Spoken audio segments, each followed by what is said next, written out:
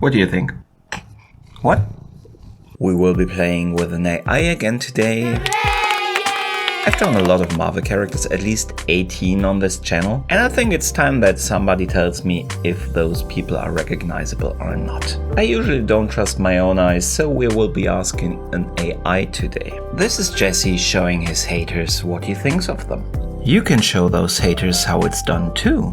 Subscribe and ring that bell right now. I've done already AI generated content when I was drawing Kurt Connor. I used an AI that he created with some help and refilmed a script based on his scripts. You see what happens when you subscribe? Like, I'm not like most moms, you know? That was a lot of fun, but AI can do so much different stuff. So this is another use case. Some smart people, aka not me, have created an AI that can take any kind of picture of kind of a person, meaning a computer generated person, or in this case a drawn person, and can generate kind of a photo how this person would look if it was a real person. The Corridor crew made this, and they also created quite the funny video with it, where they took mostly computer generated characters and turned them into real people. Pretty hilarious. The first video about this I saw was actually one from Fluff Stuff, where they took the characters of the computer game Final Fantasy XIV and turned them into real people. I will link to both videos down in the description. So anyway, I was thinking it could be fun to take some of my pictures and see if the person that the AI generates out of my portraits look anything like the real person. So without further ado, let's take a look.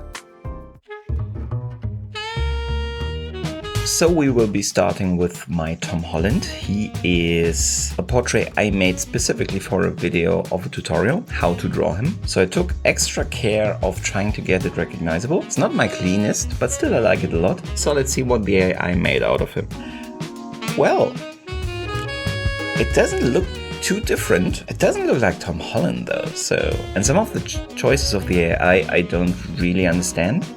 If you look, for example, at the lips, there's this cleft in there, an extreme cleft in the AI generated picture. That is definitely not in my drawing, because you can see that there is a very visible line over the mouth. So I'm not sure what's up with that. Also, the ears are not as, how do you call that? You know what I mean. Yeah, but all in all, there is a certain level of similarity between those two. The AI works very well. Not sure if that is a compliment for the recognizability of my picture though. Up next, Paul Rudd's Ant-Man. This is also a little bit of an older portrait of mine that I still actually like. It's not perfect, but which one is? But it has a lot of contrast and a lot of details in the face. Should be good for the AI. Let's see.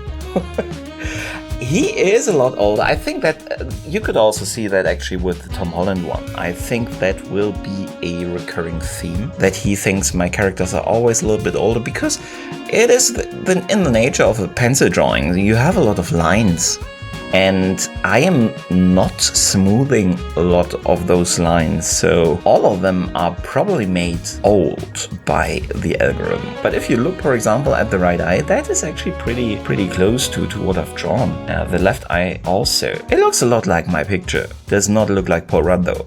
The Grandmaster, Jeff Goldblum. I really like Jeff Goldblum, and I was really happy that I had a character, Grandmaster, as an excuse to draw him and as a dedicated reason to draw him. I like the portrait. It's a little bit unsatisfying in terms of the overall shape of the face, but overall also a good level of shading detail. It should also work quite okay for the AI. So let's see the result.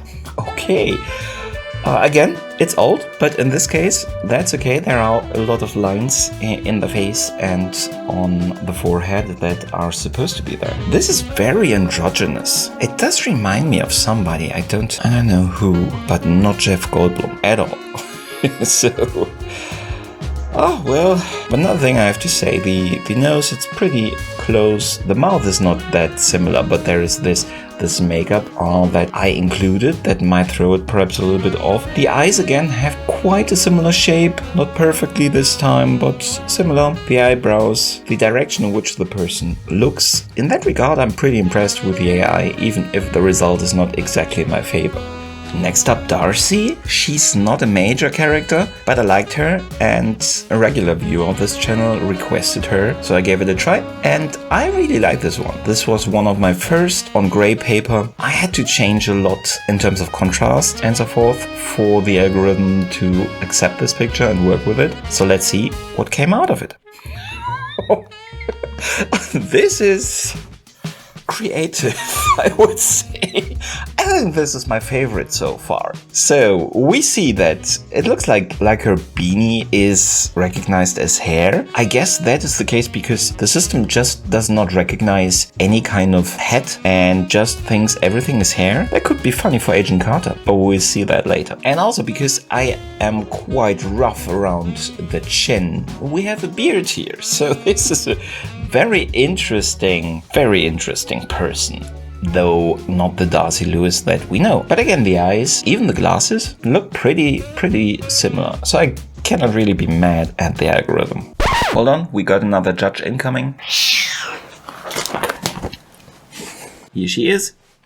She is dangerous. She's a wild animal. And she will maul me if I do this for too long. But we love her anyway. What do you think? What? Do you think they're cool? Really? You never liked my pictures, did you? Yes? Okay. But you like me?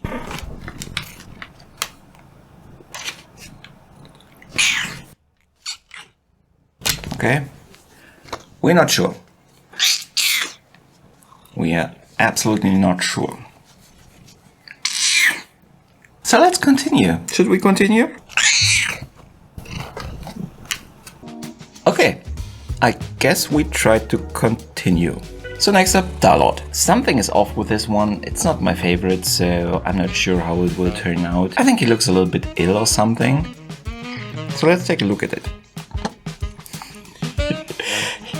He looks kind of like he was right next to Captain America in the ice. He looks a bit frozen if you ask me, so understandable. It's a very wide picture on white paper, so not the algorithm's fault. He looks very icy, not exactly like Star-Lord, but again, I cannot say it does not look like the picture. She's pressing buttons. Doctor Strange. Do you see the ears? This is also one where I'm not... I don't know. It's not my favorite. I think you can recognize him, but other than that, it's simply not my favorite. So let's see if the algorithm thinks, if the AI thinks that you can recognize him. I think that's a resounding no. It seems to really...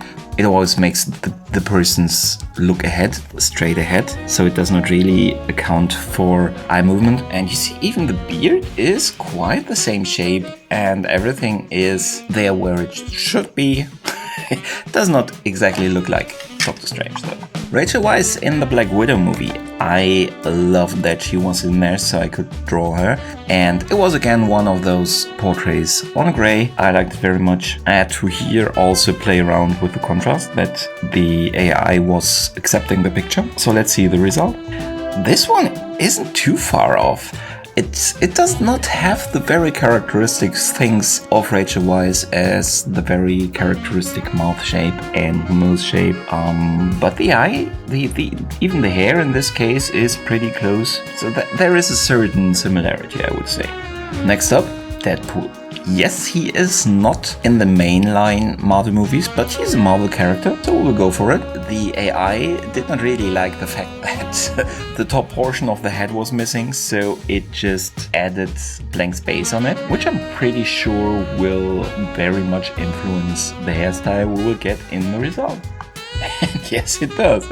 But other than that, this is pretty darn close to Ryan Reynolds. This could be a brother of him, I would say. It's not exactly Ryan Reynolds, obviously, but it is, I think, the closest we have seen yet.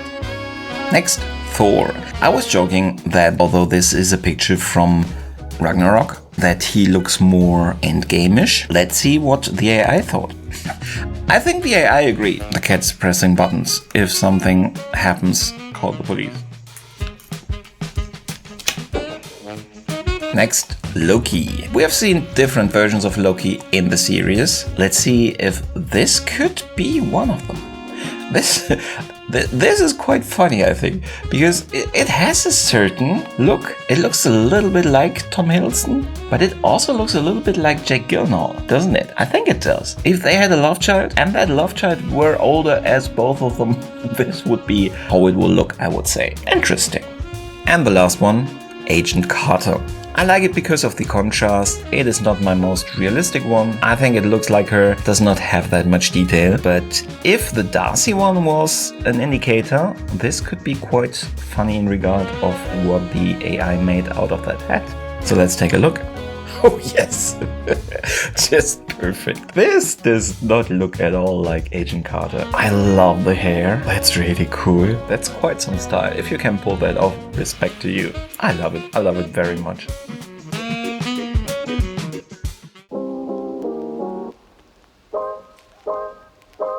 So how does that AI even really work? I think we have seen some hints at how it does. So how does all these AIs work? Also the script one from Curtis Connor. You teach them by giving them examples. Curtis Connor put some scripts from his episodes in there and it used that as a basis.